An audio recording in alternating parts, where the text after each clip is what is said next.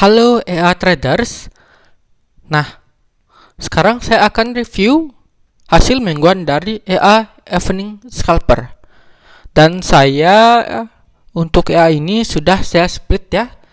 Sudah saya split untuk yang versi 1.68 dan versi 2.29 ya. Nah, dan hasil minggu lalu itu sudah saya upload juga ya. Jadi ini masuk minggu kedua ya, minggu kedua untuk Evening Scalper, dan saya masing-masing pakai modal awal di 50 USD ya, 50 USD. Yes, akun sama akun pro. Kemudian untuk pairnya sendiri itu ada, awalnya saya pakai di 5 pair, tapi minggu pertama ada loss sehingga perlu dikurangi lagi pairnya ya. Pairnya awalnya yang 100 USD 5 pair, kemudian di 50 ternyata nggak bisa pakai 5 pair ya, cuma 4 pair ya, karena di EA ini ada namanya maksimum ya, maksimum risk ya. Maksimum risiko itu kalau misalnya merah ya, jadi di 100%an EA nya nggak akan aktif, sehingga perlu pairnya dikurangin biar maksimum risikonya itu berkurang. Sehingga kalau misalnya pakai 50 USD cuman bisa pakai 4 pair, dan kalau misalnya masih loss juga tuh sampai 40-an USD, otomatis merah lagi ya, resikonya lebih lagi, maka perlu dikurangi lagi jadi 3 pair. Dan kali ini saya hanya pakai, jadinya cukup untuk 3 pair aja. Oke. Nah, seperti apa hasilnya? Mari kita cek. Oke, sekarang 37. Berarti tampaknya ini ada loss lagi. Mari kita cek. Ini minggu kedua tanggal 13. Ini loss lagi deh. Itu benar kan? Min 3,21. Wah, parah. Kemudian yang saya pakai pairnya ada 3, IRCAF, USD sama AUD USD. Yang saya hapuskan itu kemarin adalah USD CAD ya. USD CAD. Oke. Dan ternyata di sini hasilnya minus. Wih, parah. Oke, ini close-nya nggak kena SL, nggak kena TP ya, karena memang mirip sekali dengan naik counter ya. Ini mirip sekali dengan naik counter, cuman beda jam OP ya, ya. Kalau misalnya Evening Scalper ini jam OP-nya di sekitar sore hari, untuk naik counter itu di sekitar malam hari. Cuman bedanya itu. Jadi silakan cek video sebelumnya, itu saya udah perlihatkan ya parameternya di naik counter dan juga parameter di Evening Scalper. Itu bener-bener isinya sama semua, cuman beda di jam tradingnya. Sehingga untuk caranya juga, untuk close profitnya juga otomatis sama ya. Dan ini jadi pasti dengan waktu ya, biasanya sekitar 4-5 jam ya. Oke, close-nya by waktu, atau mungkin close-nya juga ada by channel lah ya, karena mungkin channel-channel tertentu di pas waktu jam berapa itu langsung masuk gitu. Kemudian di sini ada TP ya, kena TP, TP-nya yang bergerak ya. Kena TP. Nah, ini juga kena TP, hasilnya minus ya. Jadi makanya saya bilang TP-nya yang bergerak. Jadi TP-nya akan bergerak terus sehingga akan bisa close kalau misalnya lagi floating banyak ya, close melalui TP. Karena ini SL-nya cukup jauh. Oke, ini profit ya. Ini juga profit, sedangkan di sini minus tuh.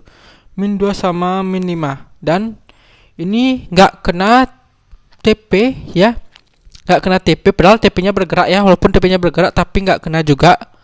Dan ini close-nya by time akhirnya ya. Makanya saya bilang tadi sekitar 4-6 jam dia akan close jika misalnya ada floating yang bener-bener nggak kena TP dan nggak kena SL ya. Kayak ini misalnya nggak kena TP, nggak kena SL, tapi floatingnya masih minus ya.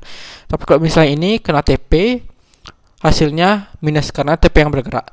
Namun yang di bawah ini ya, yang terakhir tanggal 16 ini ya, itu malahan nggak kena TP dan nggak kena SL, tapi lossnya cukup tinggi ya, karena memang SL-nya ini cukup jauh ya, masih jauh, dan otomatis waktunya juga sudah mencapai untuk close ya, seperti itu.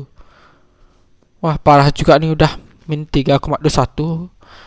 Ini dari tanggal 13 ada ya 3 posisi, kemudian tanggal 14 ada 3 posisi, tanggal 15 nggak ada yang terjemput ya mungkin. Tanggal 15 nggak ada OP, kemudian tanggal 16 ada OP, tanggal 17 nggak ada OP. Berarti ada 2 hari yang tidak ada open posisi. Padahal di sini ada filter news loh, padahal. Harusnya kalau misalnya ada filter news, otomatis kalau misalnya memang momennya tidak tepat ya, apalagi misalnya newsnya merah, harusnya dia gak akan buka open posisi kayak gitu. Wah, parah juga. Oke, udah loss sekitar dari 50,37, berarti sudah sekitar 12-an ya, 12,2. Hai, oke, padahal udah penggunaan 2 minggu loh. Lah sebelumnya itu saya pakai profit ya dengan modal 100 USD, tapi di sini ternyata dengan 50 USD malah loss.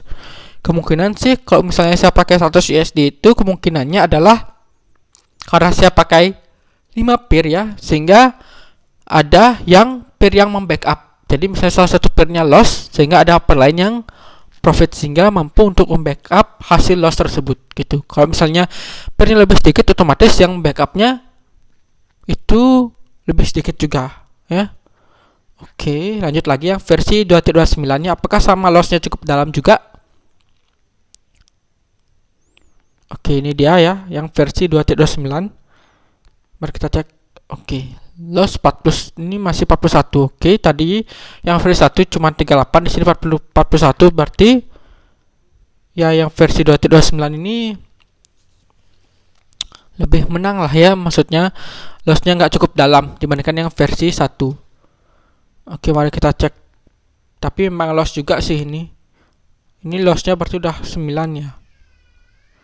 Tapi ini ke minggu kedua ya, sama juga minggu kedua berapa hasilnya. Oke, malah di sini min 1 ya, min 1,48. Oke, lossnya lebih sedikit ya di sini, min 1,48, cuman kayaknya ini sama. Nah, ini buy TP ya.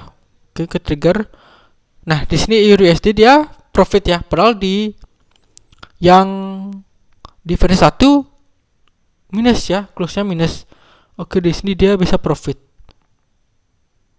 Oke, lanjut lagi. Ini sama 13, oke, 14 ini sama. 15 nggak ada open posisi, 16 ada ya, minus ya tuh sama ya. Tanggal 17 nggak ada open posisi. Oke, cuma bedanya di sini ya, di sini dia profit ya, makanya bisa lossnya akhirnya lebih sedikit ya. Oke, ini sama. Ini juga kena TP tapi minus ya, sama ya. Oke, ini juga nih profit. Oke, kayaknya lebih banyak untuk profitnya di sini. Kemudian ini minusnya sama nih, min 2,64, dan ini min 5-an juga, itu sama. Oke. Cuman mungkin bedanya adalah untuk EA yang versi 1 sama versi 2 ini kemungkinan di jarak untuk close profitnya ya. Close profitnya. Karena yang tadi untuk yang ini, yang di EU ini itu start jam berapa ya? Jam 23-an ya. Duluan close ya dibandingkan dengan yang versi 2.29. Agak aneh juga. Mungkin ada beberapa logiknya yang diubah ya, sehingga untuk updatean ke 2.29. Oke deh, tapi tetap aja hasilnya juga minus ya. Parah. Ini sudah min 9 ya, 41. Apakah bisa recovery? Wah, parah juga. Oke lah, dicoba dulu deh. Jadi untuk ya ini masih akan dipantau untuk perkembangannya ya. Apakah bisa recovery? Saya target sih kalau misalnya nggak bisa recovery paling loss 20 ya. Jadi kalau misalnya loss sudah 20 ya, jadi sisa masih 20, mungkin saya stop gitu untuk ya freezing scalper. Dan mungkin kalau misalnya ini tetap masih akan loss terus, mungkin untuk plan yang lainnya mungkin akan saya bandingkan juga ya ke broker lainnya ya. Apalagi naik counter itu ada IC market yang bagus ya juga. Jadi mungkin bisa kita bandingkan untuk freezing scalper ini ke IC market juga. Oke. Jadi tunggu aja untuk nanti untuk plan kedepannya. Jadi tunggu 2 bulan deh dulu ya. Ini karena masih Ini tunggu 2 bulan, tunggu sebulan deh ya. Karena ini masih ke minggu kedua, berarti lagi 2 minggu lagi ya. Kalau misalnya masih loss, mungkin akan saya buka untuk broker lain juga untuk dibandingkan dengan yang IC market ya. Oke, supaya bisa melihat mana yang lebih profit untuk evening scalper di Agnes atau di IC market ya. Oke ya, sip. Jadi mungkin cukup sekian dulu untuk hasil minggu kedua di evening scalper versi 1.68 versus yang versi 2.29. Oke.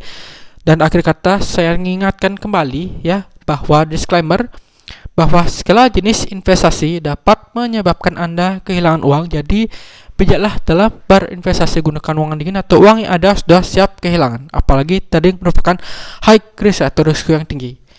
Cukup sekian dulu, sampai jumpa dan terima kasih.